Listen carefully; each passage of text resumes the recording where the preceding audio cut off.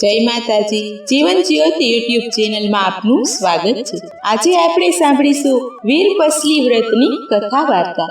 શ્રાવણ માસના પહેલા રવિવારથી આ વ્રતનો પ્રારંભ થાય છે અને બીજા રવિવારે આ વ્રત પૂરું થાય છે। આ દિવસે બહેન ભાઈને ઘેર જમવા જાય છે અને બહેનને જમાડીને ભાઈ યથાશક્તિ ભેટ આપે છે। આ વ્રત ભાઈના કલ્યાણ માટે અને તેના દીર્ઘાયુષ્ય માટે કરવામાં આવે છે। જો આ વિડીયો આપને પસંદ આવે તો લાઈક, શેર અને સબસ્ક્રાઇબ જરૂર કરજો અને બાજુમાં આવેલ બેલ આઇકોન પર ક્લિક ન કર્યું હોય તો ક્લિક કરો કે જેથી અમારા નવા વિડીયોની જાણકારી આપને મળતી રહે। હવે આપણે સાંભળીશું વીરપસલી વ્રતની કથા વાર્તા। એક ગામ હતું। ગામમાં એક કણબી રહેતો હતો। તેને 7 દીકરા અને 1 દીકરી હતી। 7 ભાઈઓ અને બહેન પરણેલા હતા, પરંતુ બહેનના સાસરિયા એવા ખરાબ નીકળ્યા કે બહેનને તેડવા જ ન આવે। બહેન પરણીને સાસરે ગઈ પછી પિયર રહેવા આવી કે પાછી સાસરે જ જવા ન પામી।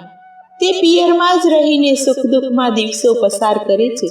કણબીનો હવે તે સૌથી નાનો દીકરો ખૂબ જ ભોળો અને ભલો હતો, જ્યારે બાકીના 6 ભાઈઓ ખૂબ જ કપટી હતા। તેઓ ખૂબ કમાઈને ધનવાન બની ગયા છે, એટલે અભિમાની બની અને જુદા રહેવા લાગ્યા છે। નાના ભાઈ સાથે તેના બા બાપુજી, બહેન અને તેની પત્ની અને બાળકો બધા જ ભેગા રહે છે। હવે ખાનારા ઝાઝા અને કમાનાર તે એકલો છે। તે ખૂબ જ પરિશ્રમ કરે છતાંય માંડ તેને પેટ પૂરતું ખાવા મળે છે, એટલે તે બિચારો નિર્ધન જ રહ્યો છે। બહેનને નાના ભાઈ ઉપર ખૂબ જ દયા આવતી। તેને થયું કે લાવ, મારા ભાઈને હું ટેકો કરું। એમ વિચારીને તે 6 ભાઈઓ પાસે કામ માંગવા ગઈ। ત્યારે અભિમાનથી છકી ગયેલી તેની ભાભીઓએ કહ્યું કે નણંદબા, અમારે ત્યાં બીજું તો કોઈ કામ નથી, પણ અમારા 6 ઘરના ઢોર ચારવા જાઓ તો બપોરનું 1 ટાણું વધ્યું ઘટ્યું ખાવા માટે આપીશું। બિચારી બહેનને તો કાંઈ કામ જોતું હતું, આથી તેણે ઢોર ચારવાનું કામ પણ સ્વીકારી લીધું। બહેન તો હવે 6 ભાઈઓના નિયમિત રીતે ઢોર ચરાવવા જાય છે અને વધ્યું ઘટ્યું ખાઈને દિવસો પસાર કરે છે। હવે એક દિવસ બહેન ઢોર ચરાવવા જતી હતી, ત્યાં નદી કાંઠે સરખી છોકરીઓને નાહતી જોઈને તેને પૂછ્યું કે બહેનો, તમે આ શું કરો છો? ત્યારે તે છોકરીઓ બોલી કે આજે વીરપસલી છે, એટલે વીરપસલીના દોરા લઈએ છીએ। દોરા લેવાથી શું લાભ થાય? 12 માસ ભાઈને સુખ મળે। બહેન બોલી કે મારે વીરપસલીનું વ્રત લેવું છે, પણ એ વ્રત સી રીતે થાય તે મને શીખડાવો। છોકરીઓએ પોતાના કપડામાંથી 8 તાતણા કાઢીને દોરા આપ્યા, પછી કહ્યું કે લે આ દોરો, મહાદેવજી મહાદેવજી એમ બોલતી જા અને 8 ગાંઠો વાળતી જા। પછી 8 દિવસ સુધી વ્રત કરજે। રોજ સવારે વહેલા ઉઠી સ્નાન કરી આ દોરાને ધૂપ આપજે। 9મા દિવસે વ્રતનું ઉજવણું કરી અને દોરાની પીપળી બાંધજે। આ છોકરીઓના કહ્યા પ્રમાણે નાની બહેને વ્રત શરૂ કર્યું। આમ કરતા 8 દિવસ પસાર થઈ ગયા। હવે વ્રત ઉજવવાનું હતું, ત્યારે તેની માતાને તેને કહ્યું કે માં, આજે તો મારે વ્રતનું ઉજવણું કરવું છે। ભાઈ જે આપશે તે જ હું જમેશ। તે તો હરખાતી 6 ભાઈઓ પાસે ગઈ અને બોલી કે ભાભી, આજે મારે વીરપસલી વ્રતનું ઉજવણું કરવાનું છે, તમે જમાડશો ને? આ સાંભળીને ભાભીઓ તેની મસ્કરી કરવા લાગી અને બોલી કે અરે બહેન, આ વ્રત લીધા ત્યારે તે અમને પૂછ્યું હતું? તમે અમને પૂછીને કર્યું હોત તો અમે તને જમાડત, હવે કાંઈ ખાવાનું ન મળે। આમ કહી બહેનને હળધૂત કરી ભાભીઓએ ત્યાંથી કાઢી મૂકી। હવે બહેન તો રડતી નાની ભાભી પાસે આવી અને બધી હકીકત કહી સંભળાવી। હવે નાની ભાભીએ તેના આંસુ લૂછતા બોલી કે બહેન બા, તમારા ભાઈ હમણાં જ ખેતરે ગયા છે, તેમને મેં 1 ઢેબરું, થોડોક ગોળ અને 1 પૈસો આપ્યા છે, તે માંડ હજી પાદરે પહોંચ્યા હશે। બહેન તો ત્યાંથી દોડવા લાગી। ભાઈ તો ખેતરે પહોંચી ગયા હતા। બહેન દોડતી ખેતરે આવી। તેણે નાના ભાઈને આ વાત કરી। નાના ભાઈએ બહેનને પોતાની પાસે બેસાડીને ખાવાનું પાતું છોડ્યું। તેમાંથી ગોળની ગાંગડી કાઢી અને બહેનના મોઢામાં મૂકી, પછી ઢેબરું ખવડાવ્યું। છેલ્લે બહેનને એક પૈસો ભેટ આપ્યો. બહેન તો રાજી રાજી થઈ ગઈ. તેણે ભાઈને ચાંદલો કરી અને આશીર્વાદ આપ્યા કે ભાઈ, તે મને જે આપ્યું તે 1.25 લાખનું. પછી બહેન તો હરખાતી ઘેર આવી. ઘેર આવીને જુએ છે તો તેનો વર તેને તેડવા માટે આવેલો છે. કોઈ દાડે નહીં ને આજે તેડવાનું તેને ક્યાંથી સૂચ્યું? એને તો આ વ્રત ફળ્યું છે.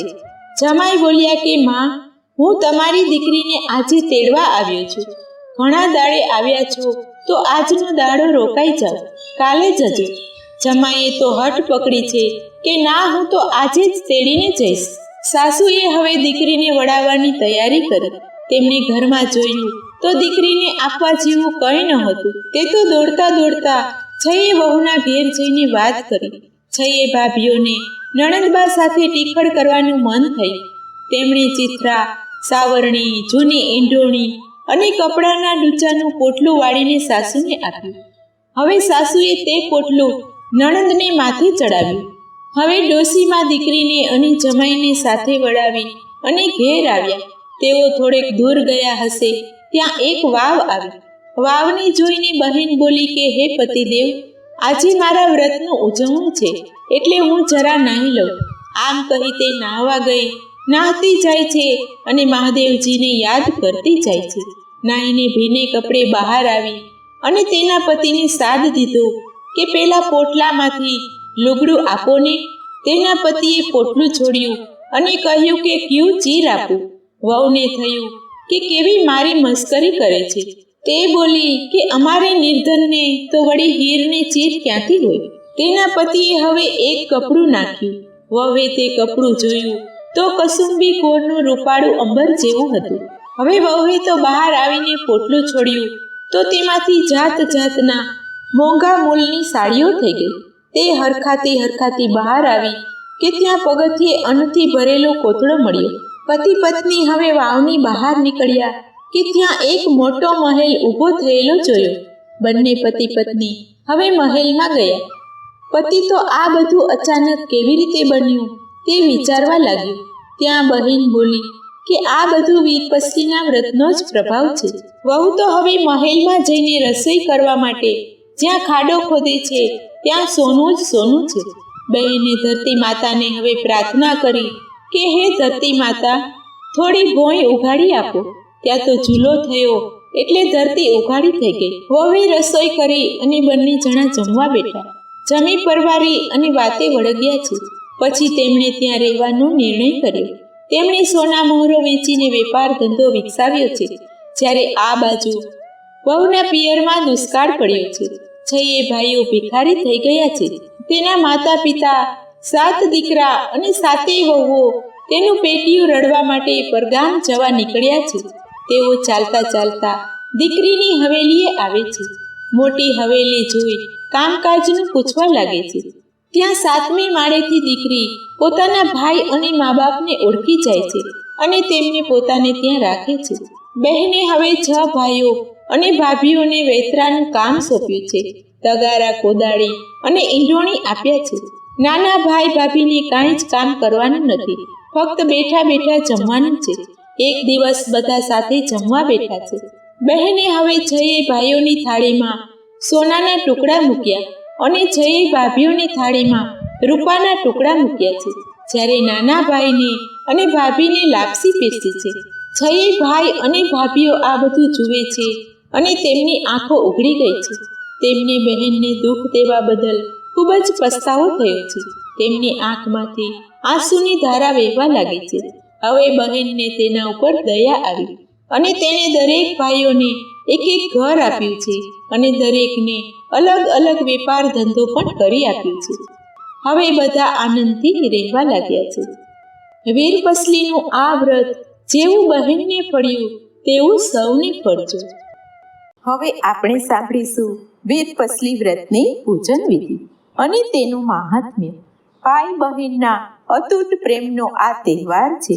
વીરપસલીના વ્રતમાં બહેનનો નાના ભાઈ પર અતૂટ પ્રેમ અને વિશ્વાસની આ એક વાર્તા છે. બહેન તેના ભાઈની રક્ષા માટે અને તેના કલ્યાણ માટે આ વ્રત કરે છે. શ્રાવણ માસના દરેક રવિવારે આ વ્રત કરી શકાય છે. જો પહેલા રવિવારે ન થઈ શકે તો તેના પછીના રવિવારે પણ આ વ્રત કરી શકાય છે.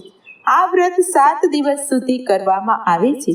7 શેરનો સૂતરનો દોરો લઈ તેના પર 7 ગાંઠો વાળી તેને હળદરમાં બોળી ભાઈના હાથે બાંધવો કે પૂજામાં મૂકી તેને રોજ ધૂપ દેવામાં આવે છે. રવિવારે ભાઈ બહેનને યથાશક્તિ જે કંઈ અનાજ આપે છે તેને રાંધીને બહેન એકટાણું કરે છે. બાકીના 6 દિવસ જમ્યા પહેલા દોરાને ધૂપ આપવાનો હોય છે. 8મા દિવસે રવિવાર આવે ત્યારે આ દોરાને પીપળાની ડાળીએ બાંધી આવવામાં આવે છે. આમ આ વ્રત પૂર્ણ થાય છે. શ્રાવણ મહિનામાં ભાઈ બહેનના પ્રેમના પવિત્ર 2 તહેવાર આવે છે. એક વીરપસલી અને બીજો રક્ષાબંધન. આ તહેવાર સમયે ભાઈ બહેનને યાદ કરે છે અને બહેન ભાઈને ખૂબ જ યાદ કરે છે. ભાઈ બહેનની રક્ષા માટે અને બહેન ભાઈના સુખ અને કલ્યાણ માટે આ વ્રત કરે છે. તો આ હતી વીરપસલી વ્રતની પૂજન વિધિ. બોલો ઉમાપતિ મહાદેવ કી જય.